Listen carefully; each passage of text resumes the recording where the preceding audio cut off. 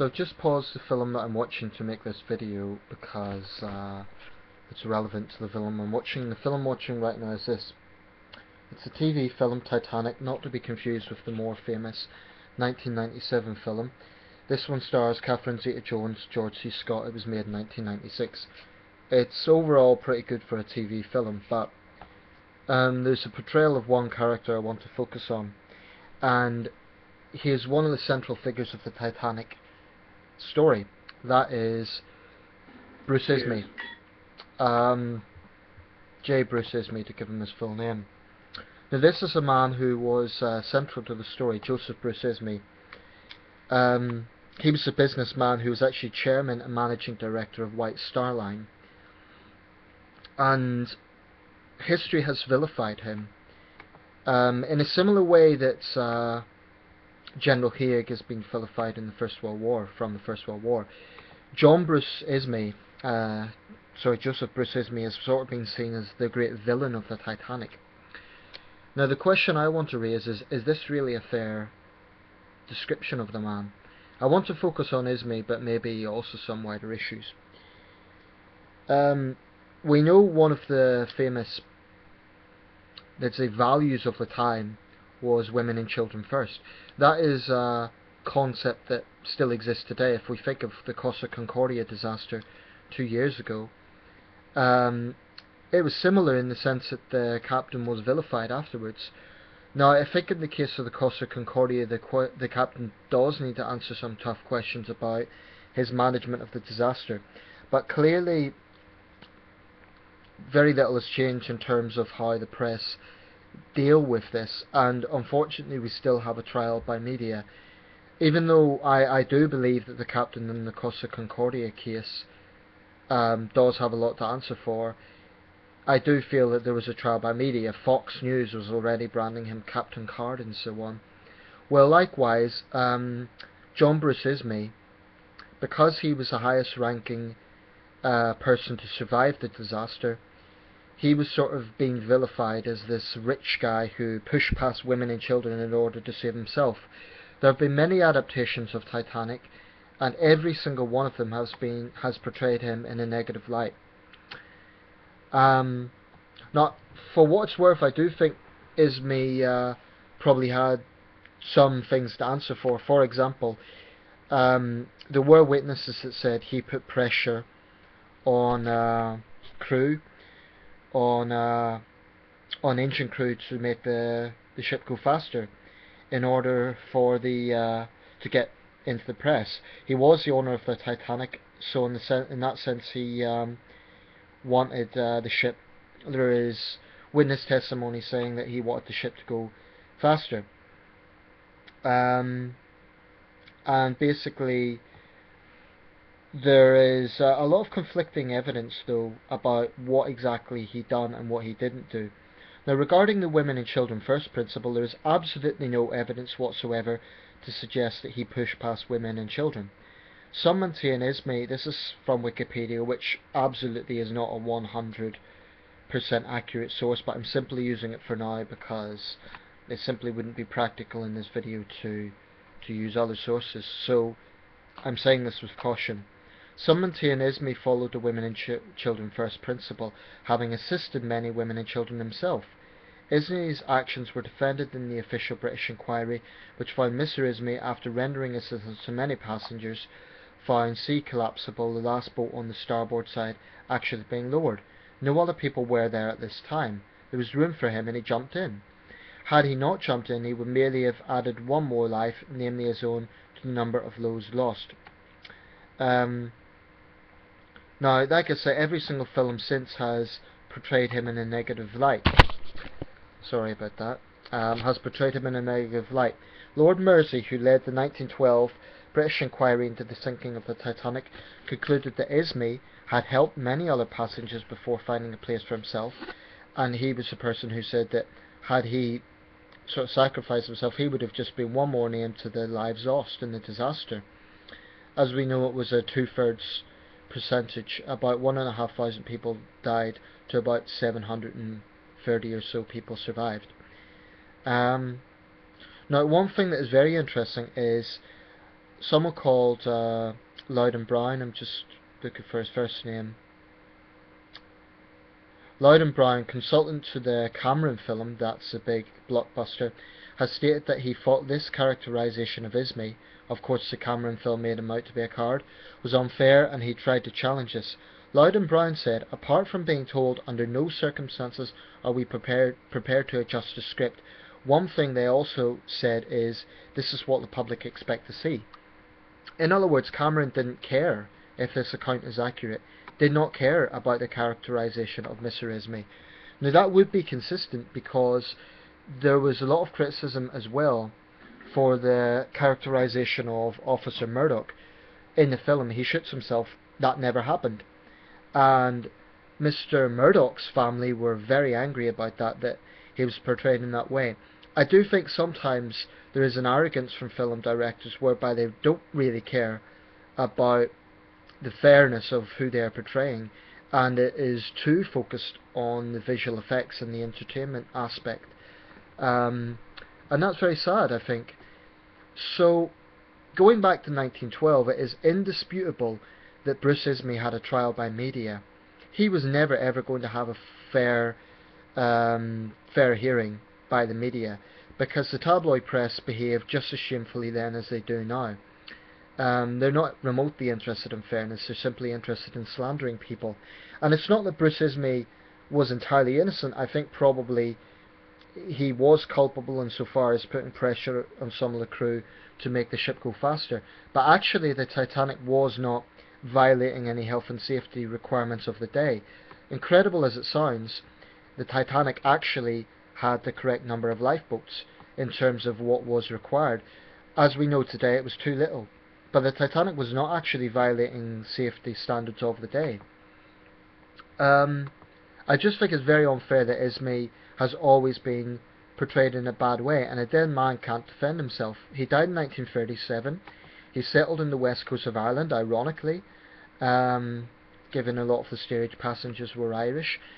I've just watched an interesting short video of this, I'll put a link in this video, where his biographer spoke about how he actually found it preferable to live his remaining years. He survived another 25 years after the sinking, seen as a coward. He would have children come up to his house and shout that he was a coward. He actually found that preferable than admit that he was actually ordered onto a lifeboat, which some accounts suggest, because this was a proud man who did not want to take orders. So he preferred to be seen as a coward than to be seen as someone who was ordered by this senior person. So for me, I just think that it's very sad that someone could be absolutely vilified in history, and there isn't really a fair hearing for someone like Bruce Ismay. Just looking at his Wikipedia article, and by no means, like I say, should this be seen as a concrete source. It says he personally helped passengers. So the idea that he's a villain. Now, bear in mind, at this time, large segments of the press were controlled by William Randolph Hearst. William Randolph Hearst was one of the most powerful media magnates in history. He was the Rupert Murdoch of his day. So the fact that he controlled the press at that time, and this is what it says. Writing on the BBC News magazine website, Rosie Waits reports that Ismay was widely vilified in America after the sinking of the Titanic due to the hostility of the press controlled by William Randolph Hearst. This would be a bit like Murdoch vilifying his opponents, which is probably what happened. And actually, Ismay, according to his biographer, was something of an isolated figure. He was upper class, but he was from Northern England. He was hardly a toff, which is often the way he is portrayed. He was from Lancashire. He was a Liverpool man. I just think it is very unfair that Bruce Ismay is vilified by history. I'm not saying there should be a halo around his head and he was completely innocent. and I think certainly the aspect about him putting pressure on the engine crew might well be valid, but it just seems unfortunate that because third-class women died and he survived, that automatically vilifies his place in history. This also raises another very important question, which is the very nature of women and children first itself. I don't want to dwell too much on that because I've actually made a previous video about this, but for number one, it utterly flies in the feminist claims of male privilege, because men, and especially wealthy men, were expected to sacrifice themselves. If you were a wealthy man on the Titanic, actually, whilst your position in life may have been privileged, your position in death absolutely was not, because you basically would have been expected to die. That's why a lot of wealthy men on the Titanic, like Guggenheim, like Astor, like Captain Smith for that matter, like Thomas Andrews, they all died. So it's a bit of a myth that in the case of the Titanic, upper class men were these arrogant toffs who took lifeboats in themselves. I think that's very unfair. Actually, they very much had the principle of chivalry in mind, based on all the witness testimonies I have seen. But like I say, it flies in the face of feminist claims about male privilege, but it also sort of raises questions about, well, number one, in the case of the Titanic, although as I point out that they actually didn't violate any health and safety guidelines, the problem with the Titanic was that there were not enough lifeboats. Now maybe that is partly Ismay's fault because he felt that it cluttered the deck, so certainly he should take some responsibility for that, but in terms of him being a coward, I think there's no evidence for that whatsoever. But the women and children first thing, it seems pretty disgraceful to me that a 16-year-old boy's life would have been seen as disposable compared to a 70-year-old woman. And that's basically the logic they had in that day. And look at what followed. World War I. Millions, literally millions of men sacrificed in the trenches, many of them young men. So, when feminists talk about male privilege, I really would like to know their stance on the Titanic. And they're inconsistent because on one hand they talk about women, they push for women to be strong and independent, and yet feminists would probably be the first to vilify someone like Bruce Ismay.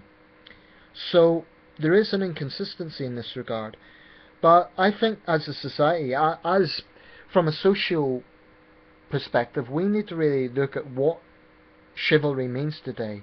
And why is it that men are expendable? This hasn't changed that much, because whenever you have a disaster, most big media outlets still focus on women and children victims. Say for example you have an aviation disaster, or a train crash, or even a terrorist attack. Very, very often you hear networks like the BBC, CNN say women and children were among the dead. Now children, I can understand that because they're young people, they have the rest of their life ahead of them. But the insinuation is that an adult woman's life is worth more than an adult man's life. So in other words, a 35-year-old woman who's completely healthy and a 35-year-old man who's completely healthy, let's say they're both victims of a plane crash or both victims of a terrorist attack, the woman's life is treated by the media as more precious. When in actual fact, in my view, the media should be treating all victims as the same. So feminists really need to address this point, because the idea about male privilege is utterly baseless when you consider things like this. There is absolutely a notion of male expendability in the media, disposability, and I think that needs to be addressed. And clearly, we haven't changed much since 1912 in terms of that sort of attitude. Health and safety may have been improved, which in itself is definitely something to be welcomed, but the idea of male disposability hasn't really. Now, it's not that I'm against chivalry, and certainly as a man, I would fight tooth and nail to protect the woman that I love. So it's not that I'm against chivalry, but I am against the media treating men as disposable. So I've no problem with men standing up for women and that sort of thing, but I do think that we need to seriously look at the idea of chivalry in the 21st century and what exactly it means. So, in conclusion, I think maybe Bruce Ismay has got a raw deal from history. Maybe he did make big mistakes that he needed to answer. But a card, I think that's unfair. Let me know your thoughts.